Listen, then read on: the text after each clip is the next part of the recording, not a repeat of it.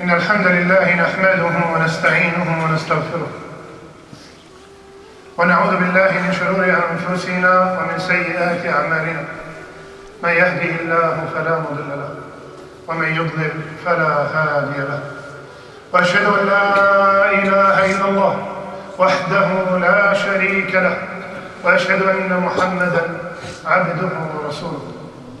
أما بعد، يقول سبحانه وتعالى في كتابه الكريم: يا أيها الذين آمنوا اتقوا الله حق تقاته ولا تموتن إلا وأنتم مسلمون. يا أيها الناس اتقوا ربكم الذي خلقكم من نفس واحدة وخلق منها زوجها وبث منهما رجالا كثيرا ونساء واتقوا الله الذي تساءلون به والأرحام إن الله كان عليكم رقيبا. يا أيها الذين آمنوا اتقوا الله وقولوا قولا سديدا يصلح لكم أعمالكم ويغفر لكم ذنوبكم ومن يطع الله ورسوله فقد فاز فوزا عظيما. أما بعد، فإن أصدق الحديث كتاب الله وخير الهدي هدي محمد صلى الله عليه وسلم وشر الأمور محدثاتها وكل محدثة بدعة وكل بدعة ضلالة وكل ضلالة في النار. ثم أما بعد. Respected brothers and sisters, I ask Allah subhanahu wa ta'ala who gathered us in this masjid to gather us يوم القيامة والسيد المرسلين محمد صلى الله عليه وسلم. آمين يا رب العالمين. أخرج الترمذي عن أبي كبش الأنماري رضي الله عنه أنه سمع رسول الله يقول: ثلاثة أقسم عليهن وأحدثكم حديثا فاحفظوه: ما نقص مال عبد من صدقة ولا ظلم عبد مظلمة فصبر عليها إلا زاده الله عزا ولا فتح عبد باب مسألة إلا فتح الله عليه باب فقر. Respected brothers and sisters, Rasulullah sallallahu alayhi wa sallam, he said, 3 things I swear by them, and I'm gonna tell you a hadith, so remember it and memorize it. Charity will not decrease. Your wealth will not decrease when you give in charity. And if a person suffers injustice and he was patient, Allah will add to his honor. And if someone opens a door of begging others, Allah will open for him a door of poverty.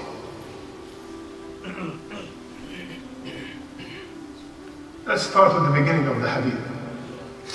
ثلاثة أقسم عليهم. 3 things I swear by them. Does he need عليه الصلاة والسلام to swear for us to believe him? إنه الصادق المصدوق. He is the all truthful. All his words are truthful. And he said here, I swear by them. When I ask you what time is it, you say it's 1:40. You don't tell me, Wallahi al-Azim, it's 1:40. But when something is really important, vital, you swear. How about someone like Rasulullah ﷺ who does not need to swear? So whatever is coming after the swearing is something essential. And because the 3 things he swore by, logically, they do not make sense. If I have $1,000 and I give $100, I see 900. It did decrease. So he swore it will not decrease. If somebody wronged me and I forgive him, others might think that I'm weak or because I'm scared from him. But he told me and he swore, no, you will be honored. And if we see somebody keep asking others, we think he's getting rich. No, he is only getting poorer. ثلاثة أقسم عليهم وأحدثكم حديثا فاحفظوه. And I'm going to tell you a hadith, subhanAllah. How many hadith start like this? I'm going to tell you a hadith, so memorize it. Our teacher, our guide to Jannah is telling us memorize, save it, remember it. Why? Because when I'm giving sadaqah, the shaitan is going to come and remind me and tell me your money is getting less. So remember, Rasulullah said the opposite, it does not. When I'm about to forgive someone who wronged me, the shaitan is going to come and tell me, how can you forgive him? Remember that Rasulullah said, it will not. It will only increase you in honor. When I start asking people for money, the shaitan keeps telling me, keep asking, you will get richer. Rasulullah said, remember, you're only getting poorer. Let's take them one by one, my brothers and sisters. The first is no wealth will decrease when you give in charity. Let's take the word sadaqah. The word sadaqah, charity, is from the word sidq, sa-da-qaf. Sidq means truthfulness. And Allah subhanahu wa ta'ala ordered us to be amongst the truthful. Ya ayyuhalladhina amanu ittaqu Allah wa kunu ma'as sadiqin. In Surah Al-Tawbah, Allah said, oh who you believe, fear Allah and be amongst the truthful. And He's the one who told us this sidq, the truthfulness, will benefit us when we really need it the most on the day of judgment. قال الله هذا يوم ينفع الصادقين صدقهم لهم جنات تجري من تحتها الأنهار خالدين فيها أبدا رضي الله عنهم ورضوا عنه ذلك الفوز العظيم. On that day, your honesty and your truthfulness will benefit you, and Allah will give you Jannat where rivers run under, and Allah will be pleased with you. You will be pleased with Allah, and that is the ultimate success. Sadaqah from sidq. That means you are truthful in your love to Allah, and you are truthful in your iman billah. What does that mean? That means when I give sadaqah, I am proving that I am a believer. I have graduated, I've been promoted from a Muslim to a mu'min. Why? What's the dalil? قال عليه الصلاة والسلام الصدقة برهان. The sadaqah is a proof. Proof of what? Proof of your love to Allah. Proof of your iman in Allah. When Allah subhanahu wa ta'ala tells me that it will be multiplied أضعافا كثيرة, it will be multiplied many folds. خلاص, that's done. Wallahi, I don't even need the fundraising. خلاص, Allah, the Ghani said, it will be multiplied, it will be multiplied. Finished, done. This is a burhan that I believe. I'm a believer. Listen to this story. Very few people know this hadith, even though it's in Sahih Muslim. A man يمشي في أرض فلات. A man walking in an open space in a desert, and I want you to live this hadith. He's walking in an open space in the desert and he heard the sound. Looked left and right, nobody there. He heard the sound saying, اسقِ حديقة فلان. Go and irrigate, water the garden of so and so. He looked, there's nobody. Then he looked and found out that the sound is coming from the clouds. Go and irrigate, water the garden, and he named someone. He heard a name in that statement. So and so, fulan. So he got curious. And he followed the cloud. And he saw the cloud drop its water in a rocky plain. And then he saw a man directing the water to come to his garden. So he went to the man. And he said, Masmuka ya Abdullah? What's your name? He said, my name is so and so. The same exact name he heard coming from the cloud. He said, why are you asking? He told him the story. I was walking and I heard the sound coming from the cloud. Go water your garden. What is that thing that you did for a cloud to be subjugated just for you to water your garden? He said, Ya Abdullah, bima annaka sa'alt. Just to now, since you asked me, I won't tell anyone, but since you asked me, let me tell you. Listen, my brothers and sisters. This is when we put our trust in Allah, what happens? He said, at the end of the year, when I get my profit, I divide it into 3 parts. One part for me and my family. The other part, the second third, I give it in charity to the poor. And the third part, I reinvest it in my garden. So, he gives his family the same amount he gives to the poor. He gives to his family the same amount he gives in charity. And Rasulullah sallallahu alayhi wa sallam told us that the best charity is the one to your family. So his first third is charity, his second third is charity, and his third is to invest in the charity, so all his income is charity. No wonder why a cloud is dedicated for his garden. Allahu Akbar. And the hadith ended here.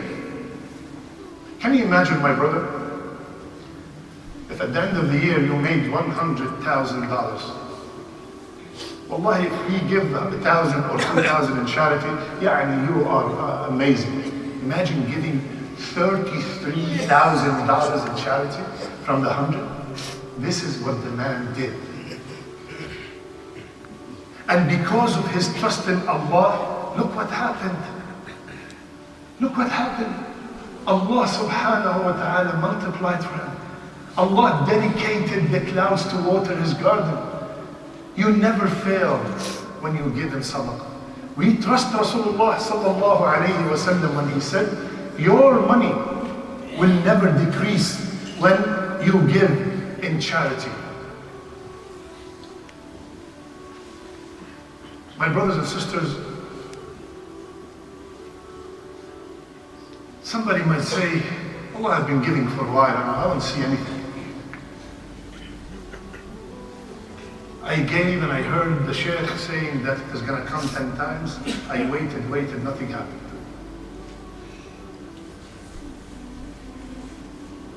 You did not get it back because of the same reason you did not spend it all. I'll repeat.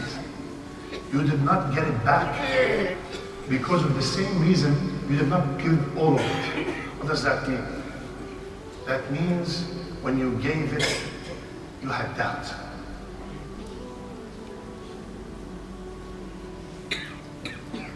Maybe it will come, maybe it won't. A man, he had a habit. He gets his salary, let's say $100 a month. On his way back home, he stops by the poor people's homes $20, $15, $10. He got home with nothing. He lifted up his pillow, he found $100 there. His nephew found out about this. This is a story from our Salaf al-Salih. His nephew found out about this and he liked the idea. He said, my uncle, how? How do you do that? All your salary in charity? He said, Wallahi, I give it all in charity and I go home, I lift my pillow and I find it right there. Awwadani Rabbi. Allah subhanahu wa ta'ala got me used to that. So the nephew, I said, let me try it. He took his salary, he spent it all on the poor and he came home running. Lift up the pillow, lift up the mattress, lift up the house, there's nothing.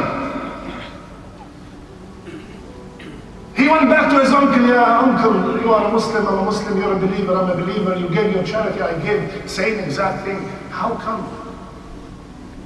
He said, the difference between me and you, I did it with yaqeen. It is coming back. And you were trying Allah. Allah cannot be tried. Allah cannot be tried. Don't give a penny and say, let me check if this is true.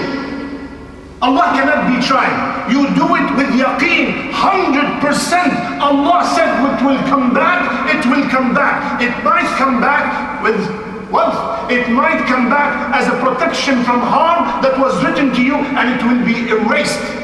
It might come back by you becoming to Fajr in Jama'ah. It might come back by you having righteous children. It might come back by your wife changing her mood. It will come back 100%. Just put your trust in Allah and it will definitely come back. It will come back with what benefits you the most. You and me, we think we are waiting for the dollar to come back 10, but Allah knows that this is temporary benefit. If I made you from the people of Fajr, this is much better for you. Ma naqsa, no charity will decrease, no wealth will decrease when you give in charity. Give with your heart firm.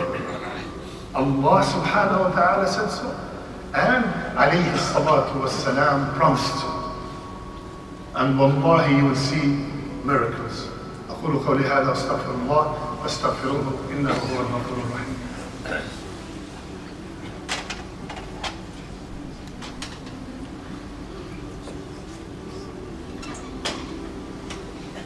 بسم الله وحده والصلاة والسلام على من لا نبي بعده. Can move forward, brothers, please.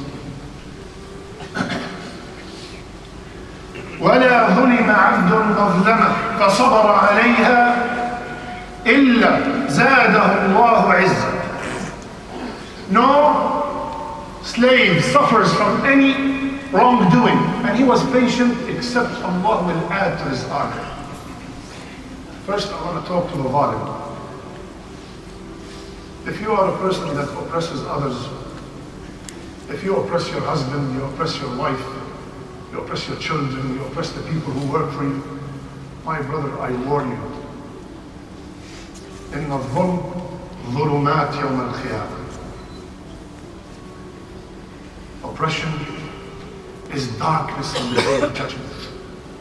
Allah said, لقد حرمت الظلم على نفسي. Allah subhanahu wa ta'ala told us that dhulm is haram. We should not wrong, do or oppress one another. And Rasulullah sallallahu alayhi wa sallam, because sometimes, and we have seen this, sometimes the oppressor think, oh, I harmed so and so, I took the right of so and so, and nothing happened.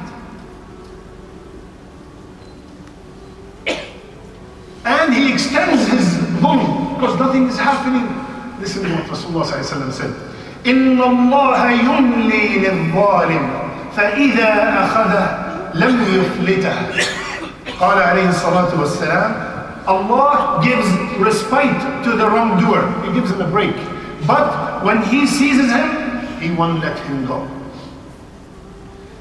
My brother, my sister, if you are oppressing someone, Listen to this hadith. Rasulullah sallallahu alayhi wa sallam told us, اتقوا دعوة المظلوم وإن كان كافرا فإن ليس دونها حجاب. Beware of the dua of the one who's oppressed, even if he is a non-believer. His non-belief, he's only harming himself. Even if he is a non-believer. Why? Because that dua, there's no barrier between it and Allah subhanahu wa ta'ala. Another narration, dua al-mazlum mustajab, is answered. Ya Uqba ibn Amir, Rasulullah sallallahu alayhi wa sallam told Uqba radiallahu anhu, صل من قطعك وأعط من حرمك واعف عن من ظلمك. الله أكبر. Oh Uqba, uphold the ties with the one who cut off your ties. Give to the one who withholds from you, and forgive the one who wronged you. It's very hard. But when you do that, Allah will increase you in honor. And remember, you can take your haqq. There's nothing wrong with that. But Allah subhanahu wa ta'ala said, فَمَنْ عَفَى وَأَصْلَحَ فَأَجْرُهُ عَلَى اللَّهِ. Get your right if you want, no problem. But if you forgive and pardon and amend, then your reward is not $100, is not a Jannah. Your reward is only Allah knows it. Only the King of the Kings knows it. It's hidden for you. اللهم لا تجعلنا من الظالمين. And the last one is ولا فتح عبد باب مسألة إلا فتح الله عليه باب فقر. And no slave open the door for begging others except Allah will open for him a door of poverty. What does that mean? We know and we have seen some people, he sees Muhammad, just $50 for the end of the month. Abdullah, just $300 at the end of the month. He goes to everybody, he keeps asking. You give him once, you give him 10 times. He keeps asking. And don't get me wrong, if someone is in dire need, there's nothing wrong with asking. But the one mentioned in the hadith, the one who asks for not necessities, something extra. He wants an iPad for his child.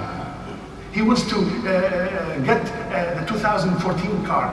He wants to move to a bigger house. He does not need, he's not in need, but he loves to ask, it's a habit.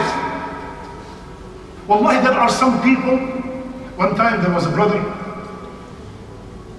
who found out that his daughter needs a major operation. He took her to the doctor, to the surgeon, and the surgeon told him she needs an operation immediately.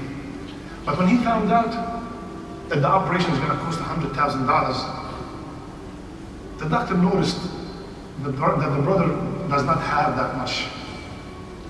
So the brother told him, I will get back to you. The Muslim surgeon, he went and asked a few brothers and collected the money. And he called the brother, he said, Yalla, bring your daughter. We got the money for you. Listen to what the brother said. He said, Jazakallah khair, barakallah feek for the effort. But alhamdulillah rabbil alameen, I had a piece of land, and the minute I found out about this, I put it for sale. Barakallah feek. Allahu Akbar. The doctor said, I've never felt so small in my life. Look at this honor, look at this afaf, look at this izzah. And there are others, they just love to ask. And if you want to ask, ya akhi, ask the ghani. وَإِذَا سَأَلْتَ فَاسْأَلِ اللَّهِ. Ask the one whom you're asking have asked. وَإِذَا سَأَلْتَ فَاسْأَلِ اللَّهِ.